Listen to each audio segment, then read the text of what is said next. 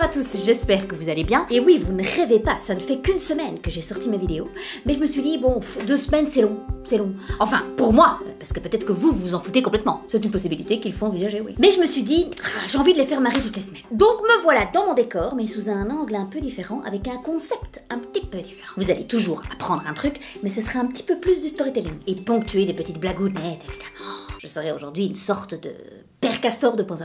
Et aussi aujourd'hui, ça fait 3 mois que j'ai lancé ma chaîne et on est déjà 200 000, c'est incroyable. D'ailleurs, si vous n'êtes pas abonné, n'hésitez pas. C'est évidemment très banal de vous dire un grand merci. Et puis moi, je déteste faire les choses comme tout le monde, hein, donc aujourd'hui, du plus profond de mon cœur, je vous dis barbecue. Barbecue. Merci de me le dire en retour, mais franchement, le barbecue est pour moi. Barbecue. Je vais vous parler de l'histoire de l'embouteillage le plus improbable de la Terre entière. Un embouteillage au sommet de l'Everest. Les mecs sont bloqués à un peu plus de 8000 mètres d'altitude. Ils klaxonnent comme ça. Enfin, klaxonnent non, en fait, ils tirent sur la corde comme ça. Ah, oui, bon, parce qu'ils n'ont pas de klaxon, enfin bon, bref.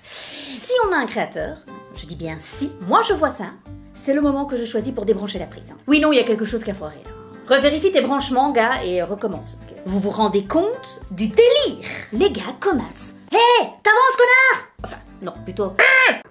T'avances, connard! Oui, parce qu'ils sont pratiquement tous sous oxygène, hein. À plus de 8000 mètres d'altitude, tu entres dans la zone de la mort. Oui, au niveau du nom, ils ont été plutôt cash, hein. Et visiblement, ça n'a pas été dissuasif pour un bal. Dans la zone de la mort, le corps commence littéralement à dépérir, hein, à cause du froid et du manque d'oxygène. Le temps de vie estimé dans cette zone, c'est 12 heures. C'est pas énorme, donc en plus si tu dois attendre que 50 mecs devant toi fassent un selfie, les gars en plus pardon, mais dans le genre expérience unique, moi la vue dans ce genre de conditions, j'en voudrais pas. On dirait des gosses qui attendent de monter sur les genoux de Saint-Nicolas. Sauf que là, ils ont quand même beaucoup plus de chances de tomber sur Saint-Pierre, hein. T'as compris? Oui voilà, un 9e nuage à droite, voilà, ce sera votre nouveau chez vous. Sympa hein? Je suis mort? Oui, congelé. Merde.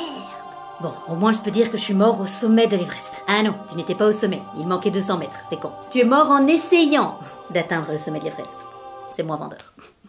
Alors comment on est arrivé à cette situation improbable et surtout dangereuse? Eh bien tout commence en l'an moins 1200. Imagine, l'histoire dure 2000 ans, tu sais. L'histoire commence en 1953 quand Hillary et Tenzing sont les 2 premiers hommes à atteindre le sommet de l'Everest. Jusqu'en 1990, il n'y avait que très peu d'expéditions qui étaient autorisées à gravir l'Everest. Mais en 1990, les autorités népalaises libéralisent l'ascension. Bah du coup, c'est devenu un business. Pour rajouter encore une variable, les meilleures conditions pour atteindre le sommet, c'est entre mi-avril et mi-juin. Donc vous voyez que la fenêtre, elle est très courte, et donc tout le monde se lance en même temps dans l'ascension, et donc il y a des embouteillages. Au cas où il y en a certains d'entre vous qui voudraient tenter cette connerie, cette aventure. L'ascension de l'Everest, elle se fait par palier, ok? On commence au camp de base, qui est à 5364 mètres, et puis on a 4 autres camps jusqu'au sommet, hein, comme vous voyez là, 1, 2, 3, 4, hein, où les alpinistes font des arrêts pour s'acclimater au manque d'oxygène, hein, et pour se reposer, tout simplement. 3,5 km de dénivelé, hein, donc sacré pentas. Hein. Et sachez qu'en haut, il y a 3 fois moins d'oxygène qu'au niveau de la mer. Pression atmosphérique est basse aussi, donc chaque mouvement nous demande énormément d'énergie. Sans compter les risques d'œdème et le mal des montagnes. Mal des montagnes où il y a quand même des mecs qui sont à 8000 mètres d'altitude, qui à un moment donné pètent les plombs et veulent se déshabiller parce qu'ils ont un coup de chaud. Le mal des montagnes. Ce qui entraîne d'ailleurs leur mort, hein, puisqu'ils terminent donc en Mr. Freeze. Hein. Alors dans ces expéditions, vous êtes aussi accompagné par des guides Sherpa, qui est un peuple népalais qui est installé au pied de l'Everest, et qui au fil du temps a muté biologiquement. Pour voler? Ah bah oui, en fait, j'ai retrouvé ça peu logique au fond. Mais non, en fait, ils s'adaptent juste aux environnements où l'oxygène se fait rare. Ce sont des surhommes. Et pourtant, j'ai vu des photos où on les a clairement pas respectés. Ce sont des surhommes, mais là clairement on les a pris pour des yaks, on est d'accord. Enfin, qu'on laisse ces gens tranquilles enfin. Les alpinistes, vous faites l'Everest, vous portez vos sacs vous-même, hein, vous êtes malade ou quoi? C'est quoi la prochaine étape? On monte l'Everest avec un escalator? Well, you know, the Everest was amazing. Pour l'instant, au total, 5000 personnes ont atteint le sommet de l'Everest. Toutes les années, il y a des morts durant cette ascension, évidemment. Il y a 200 personnes qui sont mortes dans cette zone de la mort, hein, mais donc on ne sait pas les évacuer puisqu'ils sont trop hauts.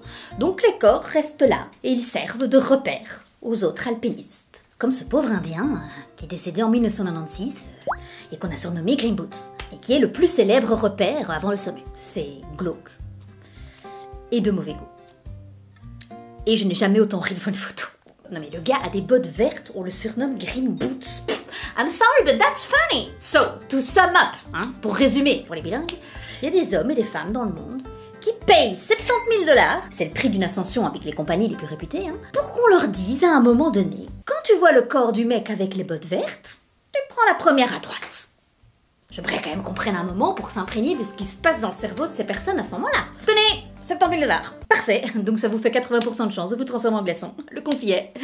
Alors, au cas où certains voudraient quand même tenter l'ascension et servir un jour de repère en s'appelant Kawaii Rose, une autre info sympa, les alpinistes ont visiblement comme ligne de conduite chacun pour soi et Dieu pour tous. Je m'explique. En 2006, David Sharp, qui est un alpiniste qui essayait d'atteindre le sommet de l'Everest, fait une crise d'hypothermie, plus ou moins au niveau de Green Boots. Arrêtez, je sens que vous riez, ça me perturbe. Là, il s'est recroquevillé en boule, et 40 alpinistes sont passés devant lui, sans l'aider. Ça aurait visiblement suscité un débat autour de l'égoïsme des alpinistes, qui auraient une fièvre du sommet. Et il n'y a que leur ascension à eux qui compte. L'égoïsme. Alors, je te propose pas mon croissant quand je sais que tu n'as pas pris de petit déjeuner, ça c'est de l'égoïsme. Je t'aide pas quand tu fais une crise d'hypothermie à 8000 mètres d'altitude, ça c'est pas d'égoïsme. C'est des fils de Pourquoi tu bipes? De Green Boots. C'est des putains de fils de Green Boots. Non mais le pire, c'est que ce truc s'est déjà reproduit à plusieurs reprises, pendant plusieurs ascensions différentes. Le briefing avant l'ascension, il doit quand même être extraordinaire. Est-ce que tout est clair? Oui, j'ai une question. Si on a un malaise, comment ça se passe?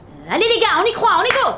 Mais voilà les gars, c'est tout pour moi aujourd'hui. Si vous voulez quand même faire cette ascension, réfléchissez quand même un peu avant.